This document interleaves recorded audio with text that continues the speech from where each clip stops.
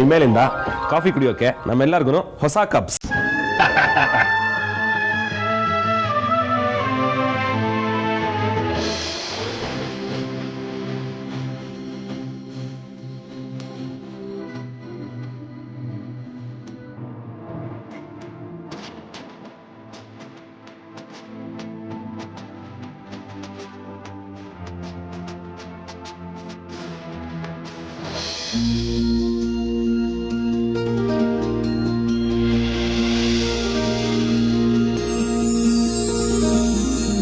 ಹೆಂಡತಿ, ಇನ್ಮೇಲಿಂದ ನಾವು ಕಾಫಿ ಕುಡಿಯೋದು ಇದೇ ಕಪ್ಗಳಲ್ಲಿ.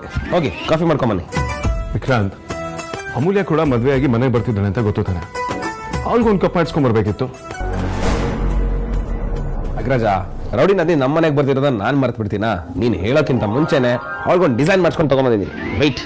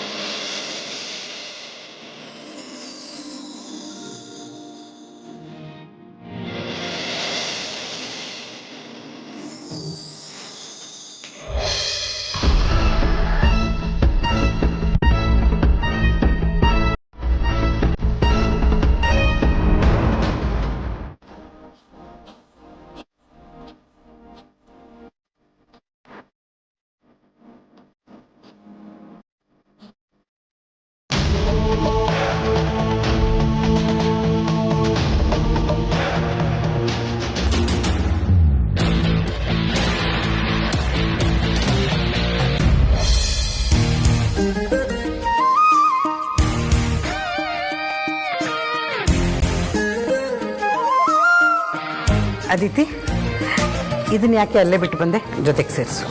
ಬೇಡಮ್ಮ, ಇದು ಯಾಕೆ ಬೇಡ? ಇಷ್ಟೆಲ್ಲ ಕಳಿಸ್ತಾ ಇದೆಯಾ? ಇದೊಂದು ಭಾರ ಆಗತ್ತಾ? ಇದು ಹೋಗದೆ ಇದ್ರೆ ಅವಳು ದೊಡ್ಡ ರಂಪ ಮಾಡ್ಬಿಡ್ತಾಳೆ ಅಷ್ಟೇ. ಈ ಗ್ಲಾಸ್ ಯಾಕೆ ಪರಿ? ಇಂಥ ಗ್ಲಾಸ್ಗಳು ವೇದಾಂತ ಮನೆಯಲ್ಲಿ ಬೇಕಾದಷ್ಟು ಇರ್ತವೆ. ಅಪ್ಪ, ಈ ತರ ಅಷ್ಟೇ ಅಲ್ಲ, ಇನ್ನು ಚೆನ್ನಾಗಿರೋದು ತುಂಬಾ ಇದೆ ಅಲ್ವಾ? ಮತ್ತೆ ಪರಿ, ಇದು ಬೇಡ, ಕ್ಯಾನ್ಸಲ್ ಮಾಡ್ಬಿಡು. ಏನ್ರಿ ಆಗಿದೆ ನಿಮ್ಗೆ? ಅವಳ ಮಾತು ಕೇಳ್ಕೊಂಡು ಬೇಡ ಅಂತ ಹೇಳ್ತಿದ್ದೀರಾ? ಅವಳಿಗೇನ್ರಿ ಗೊತ್ತು ಅದ್ರ ಬಗ್ಗೆ? ಅದು ಹಾಗಲ್ಲ ಕಣೆ. ಅಂದ್ರೆ ಇದ್ರ ಬಗ್ಗೆ ನಿಮ್ಗೂ ಸರಿಯಾಗಿ ಗೊತ್ತಿಲ್ಲ ಅಂತ ಆಯ್ತು. ಗೊತ್ತಾಗಕ್ಕೆ ಇದ್ರಲ್ಲಿ ಏನಿದೆ ಪರಿ? ಇದನ್ನೇನು ಅವಳು ಒಲಿಂಪಿಕ್ಸ್ ನಲ್ಲಿ ಗೆದ್ದಿದ್ಲಾ?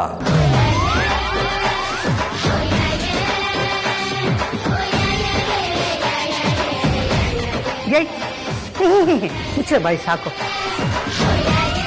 ದೊಡ್ಡದಾಗಿ ನಕ್ಬಿಟ್ರು. ಯಾವಾಗ್ಲೂ ಮೊದಲು ಅಮೂಲ್ಯಕ್ಕ ಅಕ್ಕ ಅಂತ ಓಡಾಡ್ತಾ ಇರ್ತೀರಾ? ಅವಳಿಗೆ ಏನ್ ಬೇಕು ಏನ್ ಬೇಡ ಇವೆಲ್ಲ ಗೊತ್ತಿದೆಯೇನ್ರಿ ನಿಮ್ಗೆ?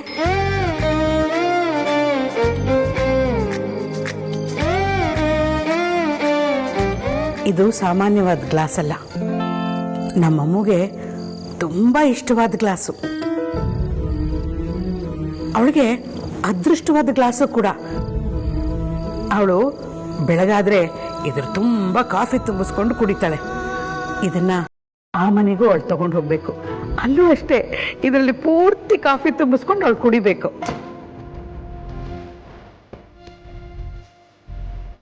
ಇದನ್ನ ಪ್ಯಾಕ್ ಮಾಡಿ. ಆಯ್ತು ಪರಿ, ಅವುಗಳ ಜೊತೆ ಇದನ್ನು ಸೇರಿಸ್ಬಿಡ್ತೀನಿ. ಅವಳಿಗೆ ಬೇಡದೇ ಇದ್ರು ಆಮೇಲೆ ನೀನು ಮೂತಿ ಊದಿಸ್ಕೊಂಡ್ರೆ ಕಷ್ಟ.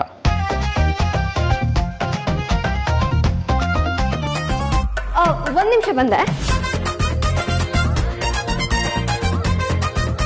ಅಪ್ಪ, ಇದನ್ನು ಪ್ಯಾಕ್ ಮಾಡ್ಬಿಡಿ. ಅಮ್ಮು ಅಕ್ಕಂಗೆ ಈ ಫ್ಯಾಮಿಲಿ ಫೋಟೋ ಅಂದ್ರೆ ತುಂಬಾ ಇಷ್ಟ. ಅವಳು ಯಾವಾಗ್ಲೂ ಇದನ್ನೇ ನೋಡ್ತಾ ಇರ್ತಾಳೆ. ಒಬ್ಬ ನಿಮಿಷ, ನಾನು ಬಂದೆ.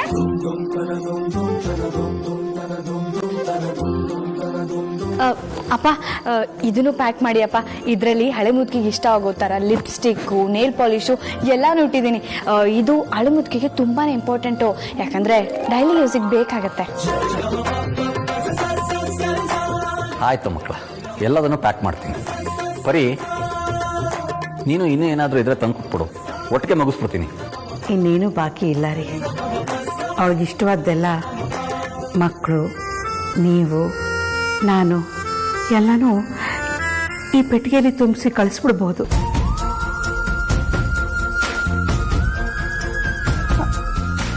ಆದರೆ ಅವಳ ನೆನಪುಗಳನ್ನ ಕಳ್ಸೋಕ್ಕಾಗತ್ತಾ?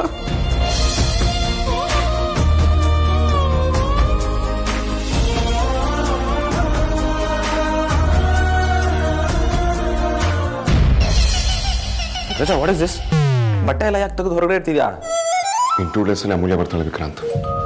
ನಂದು ಬೇರೆ ರಾಶಿ ಬಟ್ಟೆ ಇದೆ. ಅವಳು ಬಂದ್ಮೇಲೆ ಅವಳು ಬಟ್ಟೆ ಇಡೋದಕ್ಕೂ ಸ್ಪೇಸ್ ಬೇಕಲ್ವಾ, ಅದಕ್ಕೆ ಎಲ್ಲ ರೀಅರೇಂಜ್ ಮಾಡಿ ಸೆಟಪ್ ಮಾಡ್ತಿದ್ದೆ. ವಾವ್, ಫ್ಯಾಂಟಾಸ್ಟಿಕ್ ಆಗಿ ರಜಾ. ಅಮ್ಮು ಬರ್ತಿದ್ದಾಳೆ ಅಂತ ಅವಳ ಬಟ್ಟೆ ಇಡೋಕೆ ಅವಾಗಲೇ ಪ್ಲಾನಿಂಗ್ ಮಾಡ್ತಾ ಇದೆಯಲ್ಲ, ಸೂಪರ್. ನೀನು ವರ್ಲ್ಡ್ ಕ್ಲಾಸ್.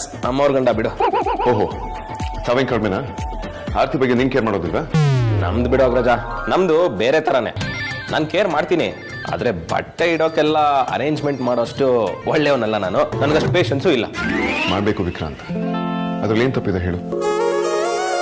ನಾನು ನಂಬಿ ಮನೆಗೆ ಬರ್ತಿದ್ದಾಳೆ. ನಾನು ಅವಳಿಗೋಸ್ಕರ ಇಷ್ಟು ಮಾಡಿಲ್ಲ ಅಂದ್ರೆ ಹೇಗೆ ಹೇಳು? ಅಂಡ್ ಮೋರೋವರ್, ಇಷ್ಟು ವರ್ಷ ಈ ರೂಮಲ್ಲಿ ನಾನು ಒಬ್ಬನೇ ಇರ್ತಿದ್ದೆ. ಸೊ ನನ್ನ ಟೇಸ್ಟಿಗೆ ಹೇಗೆ ಬೇಕು ಹೋಗಿ ರೂಮ್ನ ರೆಡಿ ಮಾಡಿ ಇಟ್ಕೊಂಡಿದ್ದೆ. ಆದ್ರೆ ಇನ್ ಮುಂದೆ ಅಮೂಲ್ಯ ಇರ್ತಾಳೆ. ಅವಳ ಟೇಸ್ಟ್, ಅವಳ ನೀಡ್ಸ್ಗಳಿಗೂ ಈ ರೂಮ್ ರೆಡಿ ಆಗ್ಬೇಕಲ್ವಾ? ಅಂಡ್ ಮೋರೋವರ್, ಈಗ ಫ್ರೀ ಇದ್ದೀನಿ, ಮಾಡ್ತಿದ್ದೀನಿ. ಈ ಚೌಟ್ರಿ ಮದ್ವೆ ಅಂತೆಲ್ಲ ಹೋದ್ರೆ ಟೈಮೇ ಸಿಗೋದಿಲ್ಲ. ಅದಕ್ಕೆ ಈಗಲೆಲ್ಲ ಮಾಡ್ತಿದ್ದೀನಿ ಅಷ್ಟೇ. ಮಾಡುವಾಗ ರಜಾ ಮಾಡು. ಅಮ್ಮು ನೀಡ್ಸ್ ಏನೇನಿದೆ ಅಂತ ತಲೆಯಲ್ಲಿ ಇಟ್ಕೊಂಡು ಕ್ಲೀನ್ ಸೆಟಪ್ ಮಾಡು. Okay, carry on.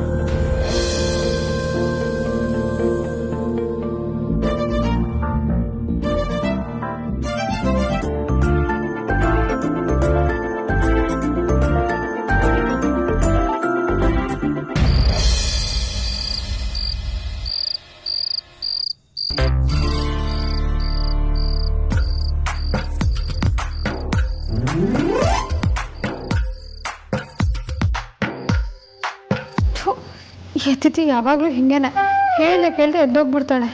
ಇವತ್ತು ಅಂಜು ಬೇರೆ ಎದ್ದೋಗಿದ್ದಾಳೆ ಅಂದರೆ ಇಬ್ಬರು ಎಲ್ಲಿ ಎಸ್ಕೇಪ್ ಆಗಿರ್ಬೋದು?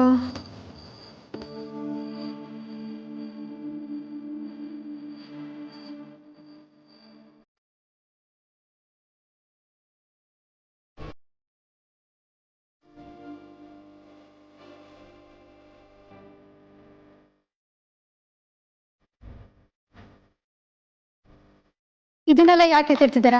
ನಾನು ಇದನ್ನೆಲ್ಲ ಯಾವುದು ತೊಗೊಂಡೋಗಲ್ಲ. ಲೇ, ಯಾಕೆ ಈಗ ಆಡ್ತಿದ್ದೆ? ಏನೈತೆ ನಿಂಗೆ? ದೆವ್ವಗಿವ ಮಾಡ್ಕೊಂಡಿದ್ಯಾ ಹೆಂಗೆ? ಜೈ, ನಿನಗೆ ಎಷ್ಟು ಸತಿ ಹೇಳೋದು ನನ್ನ ವಸ್ತು ಮುಟ್ಬೇಡ ಅಂತ? ಇದೆಲ್ಲ ಪ್ಯಾಕ್ ಮಾಡೋಕ್ಕೂ ಮುಂಚೆ ನಾನೊಂದು ಮಾತು ಹೇಳಬೇಕು ಅಂತ ಗೊತ್ತಾಗಲಿಲ್ವಾ ನಿನಗೆ? ನಿಂಗೆ ಎಷ್ಟು ಹೇಳಿದ್ರು ಬುದ್ಧಿನೇ ಬರಲ್ಲ. ಬೇಕಿತ್ತು ನಂಗೆ. ನೋಡು, ಏನೇ ಬೈಯೋದಿದ್ರು ಪರ್ಸ್ನಲಲ್ಲಿ ಬೈಬೇಕು, ಪಬ್ಲಿಕಲ್ಲೆಲ್ಲ ಅಲ್ಲ. ನಾನು ಇದೆಲ್ಲ ಯಾವುದು ತೊಗೊಂಡು ಹೋಗಲ್ಲ. ಈ ಕೆಲಸ ಮಾಡೋಕ್ಕಿಂತ ಮುಂಚೆ ನಂಗೊಂದು ಮಾತು ಹೇಳಬೇಕಿತ್ತು. ಅಯ್ಯೋ, ಇದ್ರಲ್ಲಿ ನೀನು ಕೇಳೋದೇನೇ ಇದೆ?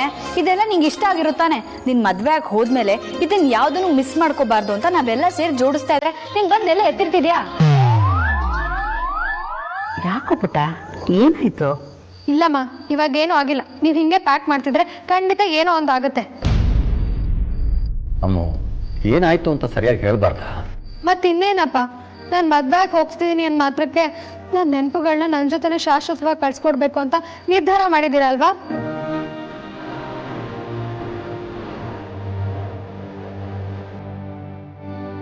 ನಾವು ಹಾಗೆ ಮಾಡ್ತೀವ ಮಗಳೇ? ಅಮ್ಮ, ಹೀಗೆಲ್ಲ ಮಾತಾಡ್ಬೇಡ ಕಣೆ. ನೋಡು, ಇದರಲ್ಲಿರೋದು ಯಾವುದೋ ನಿಂಗೆ ಇಷ್ಟ ಇಲ್ಲ ಅಂದರೆ ಹೇಳ್ಬಿಡು, ನಿನಗೆ ಇಷ್ಟವಾದನ್ನೇ ಕಳಿಸ್ತೀನಿ. ಆದರೆ ನಿನ್ನನ್ನು ಆ ಮನೆ ಕಳ್ಸೋಕ್ಕೋಸ್ಕರ ಇದನ್ನೆಲ್ಲ ಕೊಡ್ತಾ ಇದ್ದೀವಿ ಅಂತ ಅನ್ಕೋಬೇಡ ಕಣೆ. ಮತ್ತಿನ್ನೇನು ಹೇಳ್ಬೇಕಮ್ಮ, ಛತ್ರಕ್ಕೆ ಹೋದ್ಮೇಲೆ ಇಂಥ ವೇದಾಗ ಮನೆಗೆ ಹೋಗೋದು ನಿಜ, ಇದೇ ಸೂಟ್ಕೋಸ್ ತಗೊಂಡು ಹೋಗೋದು ನಿಜ. ಆದರೆ ಇಲ್ಲಿರೋ ವಸ್ತುನ ಯಾವುದೂ ತಗೊಂಡು ಹೋಗಲ್ಲಮ್ಮ. ರೀ, ನೋಡಿ ನೋಡಿ, ಅವಳಿದು ಯಾವುದನ್ನು ತೊಗೊಂಡು ಹೋಗಲ್ಲ ಅಂತ ಹೇಳ್ತಿದ್ದಾಳೆ. ನಿಮ್ಮ ಮುದ್ದಿನ ಮಗಳಲ್ವಾ, ಅದೇನು ಬೇಕು ಅಂತ ನೀವೇ ಕೇಳ್ರಿ. ಅಮ್ಮು, ಯಾಕಮ್ಮ? ಬೇರೆ ಏನಾದರೂ? ನನಗಿದು ಯಾವುದು ಬೇಡಪ್ಪ. ಬೆಳೆದಿದ್ದ ಮನೆ ಬಿಟ್ಟು ಇನ್ನೊಂದು ಮನೆಗೆ ಹೋಗೋ ನಾವು, ನಮ್ಮ ಮನಸ್ಸಲ್ಲಿ ಯಾವಾಗಲೂ ಇದೇ ಮನೆ ಕಾಡ್ತಿರುತ್ತಪ್ಪ.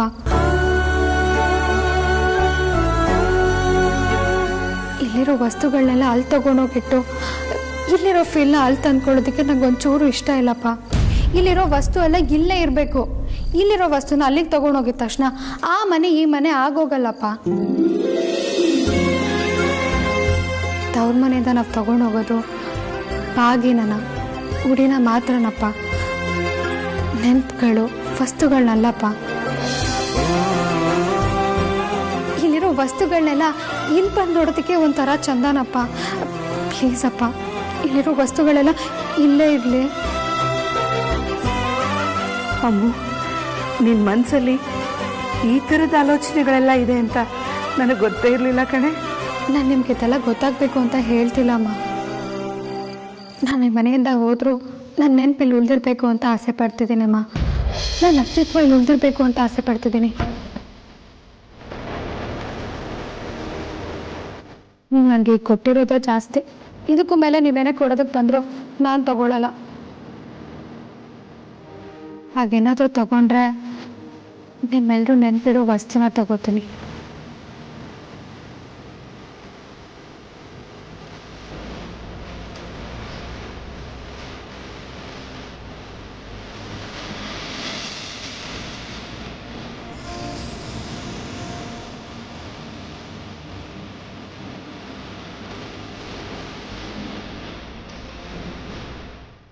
ಇದರಲ್ಲಿ ನಿಮ್ಮೆಲ್ಲರೂ ನೆನಪು ಶಾಶ್ವತವಾಗಿದೆ. ಇದಿಷ್ಟು ದಿನ ನನ್ನ ಜೊತೆಗಿತ್ತು, ಇನ್ನು ಮುಂದೆನೂ ನನ್ನ ಜೊತೆಗೇ ಇರುತ್ತೆ.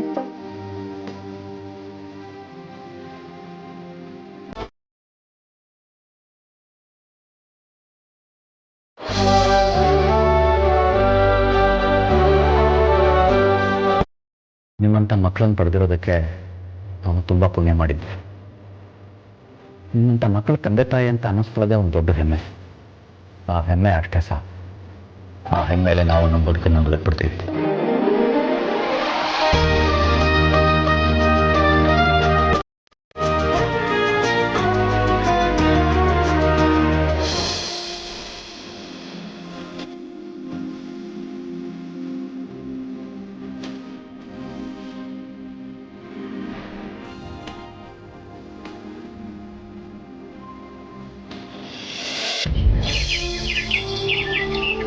ನೋಡಿ, ಮದುವೆ ಅಂದಮೇಲೆ ಅರಿಶಿನ ಶಾಸ್ತ್ರ, ಮೆಹಂದಿ ಶಾಸ್ತ್ರ, ಸಂಗೀತ ಈ ಮೂರು ಇರುತ್ತೆ.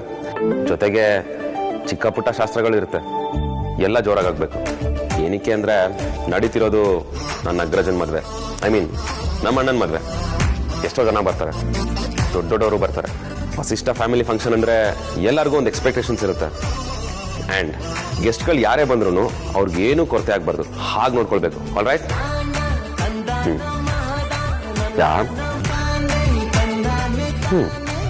ಗುಡ್.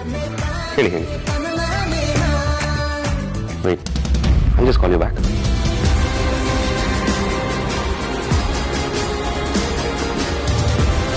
ಇದೇನಿದು ಧ್ರುವ? ಸುಹಾಸಿನಿ ಫೌಂಡೇಶನಿಂದ ಇಷ್ಟೊಂದು ಟ್ರಾನ್ಸಾಕ್ಷನ್ ಆಗಿದೆ? ಅದಕ್ಕೆ ನಿಮಗೆ ತೋರಿಸ್ತಾ ಇರೋದು. ಇದು ಇಯರ್ಲಿ ಟ್ರಾನ್ಸಾಕ್ಷನ್. ಅಣ್ಣನೇ ಇದನ್ನು ಅಪ್ರೂವ್ ಮಾಡಿದ್ದಾನೆ. ಬೇಕಿದ್ರೆ ನೀನೊಂದ್ಸಲ ಅಣ್ಣನ ಹತ್ರ ಮಾತಾಡು. ಧ್ರುವ, ಈ ವಿಷಯದ ಬಗ್ಗೆ ಅಗ್ರಜನ ಹತ್ರ ಮಾತಾಡೋದು ಬೇಡ. ಬೇರೆ ವಿಷಯದಲ್ಲೆಲ್ಲ ಅಗ್ರಜ ತುಂಬ ಶಾರ್ಪ್ ಇರ್ತಾನೆ. ಅದೇನೋ ಸುಹಾಸಿನಿ ಮ್ಯಾಟ್ರ್ ಬಂದರೆ ಕಣ್ಣಿಗೆ ಕಂಡ್ರು ಕಾಣ್ದಿರೋರ ಥರ ಆಡ್ತಾನೆ. ಇದಂತೂ ನನಗೆ ಅರ್ಥನೇ ಆಗ್ತಿಲ್ಲ. ಆ ಸುಹಾಸಿನಿ ಅಣ್ಣನ ಆ ಲೆವೆಲ್ಗೆ ಮ್ಯಾನಿಪ್ಯುಲೇಟ್ ಮಾಡಿದ್ದಾಳೆ. ಅದಕ್ಕೆ ಅಣ್ಣ ಅವಳ ವಿಷಯದಲ್ಲಿ ಆ ಥರ ಆಗಿರೋದು. ಅದೆಲ್ಲ ಓಕೆ ಧ್ರುವ, ಬಟ್ ನನಗೆ ನಿಮಗೆ ಗೊತ್ತಿರೋ ಹಾಗೆ ಅಗ್ರಜ ಬೇರೆಯವ್ರ ಮಾತು ಅಷ್ಟು ಈಸಿಯಾಗಿ ಕೇಳೋನಲ್ಲ. ಒಂದು ವೇಳೆ ಸುಹಾಸಿನಿ ಅಣ್ಣನ ಚಿಕ್ಕವನಿದ್ದಾಗಲೇ ಬ್ರೈನ್ ವಾಶ್ ಮಾಡಿದಿದ್ರೆ ಅವಳು ಆಡೋ ಪ್ರತಿ ಮಾತು ಕೂಡ ವೇದ ವಾಕ್ಯ ಥರ ಅನ್ಸಿರುತ್ತೆ. ಅದನ್ನೇ ಅವ್ನು ಕರೆಕ್ಟ್ ಅಂತ ತೀರ್ಮಾನ ಮಾಡ್ತಾನೆ. ಇಲ್ಲ ಧ್ರುವ, ನಾವಿನ್ನೂ ಸುಮ್ಮನೆ ಇರಬಾರ್ದು. ಈ ವಿಷಯದ ಬಗ್ಗೆ ನಾವು ಮಾತಾಡಲೇಬೇಕು.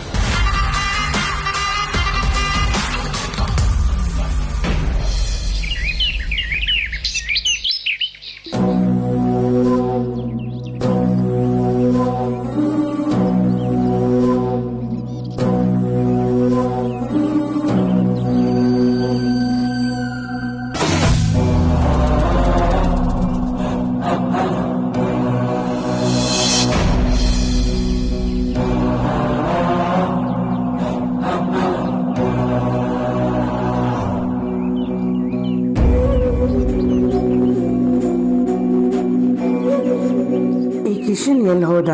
ಆಗೆಲ್ಲ ಅಮ್ಮ ಅಮ್ಮ ಅಂದ್ಕೊಂಡು ಪ್ರತಿದಿನ ಕಾಣಿಸ್ಕೊಳ್ಳೋನು. ಆದರೆ ಈಗೀಗ ಪತ್ತೇನೇ ಇಲ್ವಲ್ಲ. ಫೋನ್ ಮಾಡಿದ್ರು ತಗೊಳ್ಳಲ್ಲ, ಮನೆ ಕಡೆನೂ ಬರ್ತಾ ಇಲ್ಲ. ಇದ್ದಕ್ಕಿದ್ದಾಗ ಏನಾಯ್ತು ಇವನಿಗೆ? ಆಪರೇಷನ್ ಆ ಜಾಗ ಇವತ್ತು ಯಾಕೋ ವಿಪರೀತ ನೋವಾಗ್ತಿದೆ. ಅವನಿದ್ದಿದ್ರೆ ಅವನ ಜೊತೆಗಾದ್ರೂ ಹೋಗಿ ಬರ್ಬೋದಿತ್ತು. ಅಲ್ಲಿ ಇವರೊಬ್ಬರೇ ಮದುವೆ ತಯಾರಿಗೆ ಕಷ್ಟಪಡ್ತಾ ಇದ್ದಾರೆ. ಇಲ್ಲಿ ನನ್ನ ಪ್ರಾಣ ಹೋಗೋಷ್ಟು ಹಿಂಸೆ ಆಗ್ತದೆ. ಒಂದೊಂದ್ಸಲ ನಮ್ಮ ವಿಚಾರನ ನಮ್ಮವ್ರ ಹತ್ರ ಹೇಳ್ಕೊಳಕ್ಕೂ ಆಗದಿರೋ ಪರಿಸ್ಥಿತಿ ಬಂದ್ಬಿಡತ್ತೆ. ಹೇಗೆ ಹೇಳ್ಕೊಳ್ಳೋದು? ಹೇಳಿದ್ರೆ ಆಕಾಶ ಭೂಮಿ ಒಂದ್ ಮಾಡ್ಬಿಡ್ತಾರೆ ಅಷ್ಟೆ.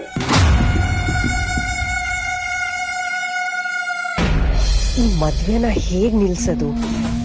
ಚಪ್ರದ ಪೂಜೆಲಿ ಅಪಶಕ್ನ ಮಾಡ್ಸೋಣ ಅಂತಂದ್ರೆ ಅದೂ ಆಗ್ಲಿಲ್ಲ.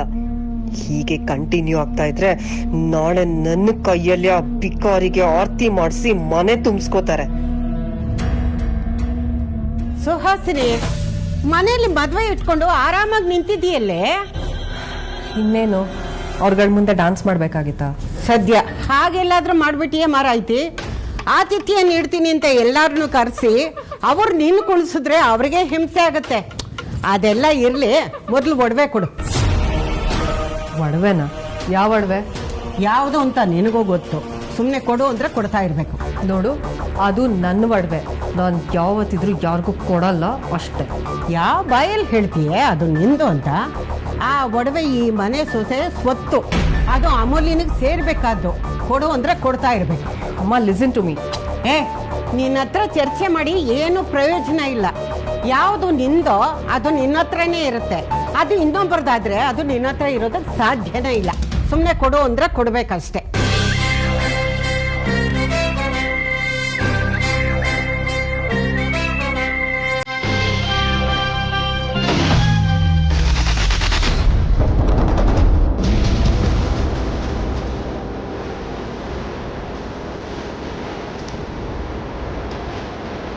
ವೇದಾಂತ, ಹೌದು, ನಾನೇ. ಇನ್ನು ಮುಂದೆ ಯಾವತ್ತೂ ಈ ಒಡವೆಗಳನ್ನ ನೀವು ಕೇಳೋದಕ್ಕೆ ಹೋಗ್ಬಾರ್ದು. ಇದು ಅಮ್ಮನ. ಹೌದಪ್ಪ, ಅಮ್ಮಂದೇನೆ. ಆದ್ರೆ ಅದು ನನ್ನ ಅಮ್ಮ ನನ್ನ ಕಣ್ಣೆದುರಿಗೆ ಇದ್ದಾರೆ. ನನ್ನ ಸಾಕ್ತಾಯಿ ಹೆತ್ತಾಯಿ ಎಲ್ಲ ಇವ್ರೆ. ನಾನು ಮೊರಬರ್ ನಾಳೆ ಅಮೂಲ್ಯ ಮದುವೆಯಾಗಿ ಮನೆಗೆ ಬಂದ್ಮೇಲೆ ಕೂಡ ಪ್ರತಿಯೊಂದು ಮಾತು ವಿಚಾರದಲ್ಲಿ ಮೊದಲನೇ ಮಾತು ಅಮ್ಮಂದೇ ಇರುತ್ತೆ. ಇತ್ತೀಚೆಗೆ ನನ್ನ ತಾಯಿ ಬಗ್ಗೆ ತುಂಬಾ ಮಾತುಗಳು ಕೇಳಿ ಬರ್ತಿದೆ ಅಂತ ನನಗೆ ಚೆನ್ನಾಗಿ ಗೊತ್ತು. ನನ್ನ ಕಿವಿಗೂ ಕೂಡ ಕೇಳ್ತಿದೆ. ಇವತ್ತು ಹೇಳ್ತಿದ್ದೀನಿ, ಕೇಳಿಸ್ಕೊಳ್ಳಿ. ನನ್ನ ಸಾಕ್ತಾಯಿ ಹೆತ್ತಾಯಿ ಯಾವತ್ತೂ ಇವರೇ. ಅದು ಹಾಗಲ್ಲಪ್ಪ ಅಜ್ಜಿ, ನಾನು ಮಾತಾಡ್ತಿರೋದು ನಿಮಗೆ ಸ್ವಲ್ಪ ಹಾರ್ಷ್ ಅನ್ನಿಸ್ಬೋದು, ಆದರೆ ಮುಂದೆ ಎಲ್ಲರಿಗೂ ತೊಂದರೆ ಆಗುತ್ತೆ. ಮದುವೆಗೆ ಬರೋ ಅಮೂಲ್ಯಗೆ, ಆಮೇಲೆ ಆರ್ತಿಗೆ, ಆದ್ಯ, ವಿಕ್ರಾಂತ್, ಕೊನೆಗೆ ಎಲ್ಲರಿಗೂ, ಇಡೀ ಫ್ಯಾಮಿಲಿಗೆ ಅನ್ನೆಸೆಸರಿ ಮಿಸ್ಅಂಡರ್ಸ್ಟ್ಯಾಂಡಿಂಗ್ ಯಾರ ಮಧ್ಯೆನೂ ಕ್ರಿಯೇಟ್ ಆಗಬಾರ್ದಲ್ವಾ?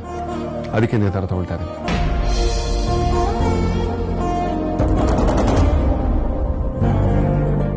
ಅಮ್ಮ, ತಗೊಳ್ಳಿ. ಅಮ್ಮ, ಇನ್ನು ಮುಂದೆ ಇದು ಯಾವತ್ತೂ ನಿಮ್ದೆ. ಇದನ್ನ ಭದ್ರವಾಗಿ ಎತ್ತಿಟ್ಕೊಳ್ಳಿ.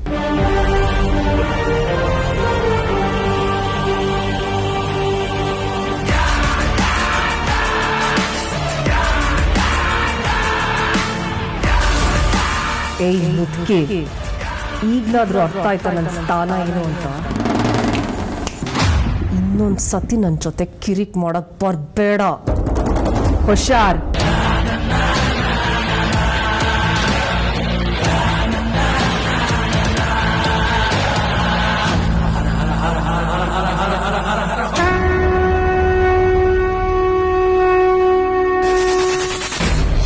ಈ ಕಿಶನ್ ತುಂಬಾ ನಿಗೂಢ ಅಂತ ಅನ್ನಿಸ್ತಾನೆ. ಅವನ್ನ ಅರ್ಥ ಮಾಡ್ಕೊಳ್ಳೋದೇ ತುಂಬ ಕಷ್ಟ ಆಗ್ತಾ ಇದೆ. ಈಗ ಒಂಥರ ಇರ್ತಾನೆ, ಇನ್ನೊಂದು ಕ್ಷಣದಲ್ಲಿ ಬದಲಾಗೋಗ್ತಾನೆ. ಈಗ ಎಲ್ಲಿಗೆ ಹೋದ್ನೋ ಗೊತ್ತಾಗ್ತಾ ಇಲ್ಲ. ತನಗಿಷ್ಟವಾದಾಗ ಬರ್ತಾನೆ, ಬೇಡವಾದಾಗ ಹೋಗ್ತಾನೆ. ಎಲ್ಲೋ ಮಾಯ ಆಗಿ ಹೋಗಿದ್ದಾನೆ.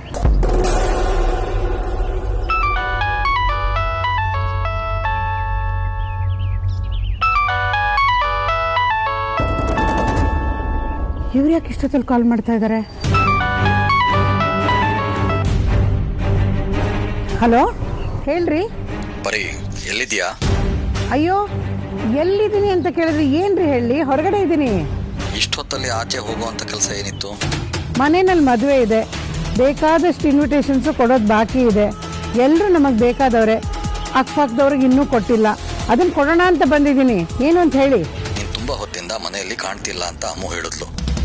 ಅದಕ್ಕೆ ಎಲ್ಲಿಗೆ ಹೋಗಿರ್ಬೋದು ಅಂತ ಕೇಳಿದೆ. ರೀ ನಾನು ಇಲ್ಲೇ ಮನೆ ಹತ್ರನೇ ಇದ್ದೀನಿ, 10 ನಿಮಿಷದಲ್ಲಿ ಬಂದ್ಬಿಡ್ತೀನಿ.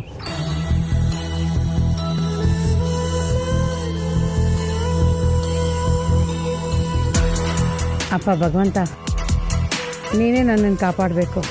ಒಂದೊಂದ್ಸಲ ಈ ಆಪ್ರೇಷನ್ ಆಗಿದ್ದ ಜಾಗದಲ್ಲಿ ತುಂಬ ನೋವು ಬರುತ್ತೆ, ತಡ್ಕೊಳ್ಳೋದು ತುಂಬ ಕಷ್ಟ ಆಗ್ತಾಯಿದೆ. ಆದರೆ ನನ್ನ ಮಕ್ಕಳು ಮದುವೆ ಆಗೋವರೆಗೂ ದಯವಿಟ್ಟು ಏನೂ ಮಾಡಬೇಡಪ್ಪ. ನೋಡು, ನನ್ನ ಮಕ್ಕಳಿಗೆಲ್ಲ ಮದುವೆ ಆಗಿ ಅವ್ರವ್ರ ಮನೆ ಅವ್ರು ಸೇರ್ಕೊಂಡ್ಬಿಟ್ರೆ ನನಗೇನೂ ಬೇಜಾರಿಲ್ಲ. ಖುಷಿಯಾಗಿ ನೀನು ಕರೆದಾಗ ನಾನು ನಿನ್ನ ಜೊತೆಗೆ ಬಂದುಬಿಡ್ತೀನಿ. ಆದರೆ ಸದ್ಯಕ್ಕೆ ನೀನೇ ನನ್ನನ್ನು ಕಾಪಾಡಬೇಕಪ್ಪ.